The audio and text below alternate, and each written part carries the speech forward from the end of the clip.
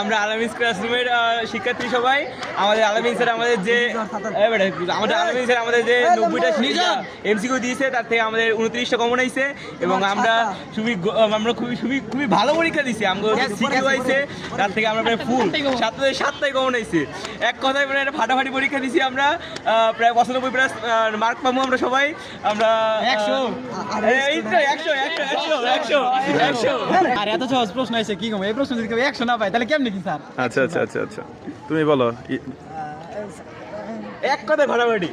এক কথা ফাটাফাটি হয়েছে। কত পাবে তুমি? 191। তোমাদের যে 90টা এমসিকিউ দিয়েছিলাম এখান থেকে কমন স্যার পাইছো? এখান থেকে স্যার 29টা স্যার আমার কমন করছে।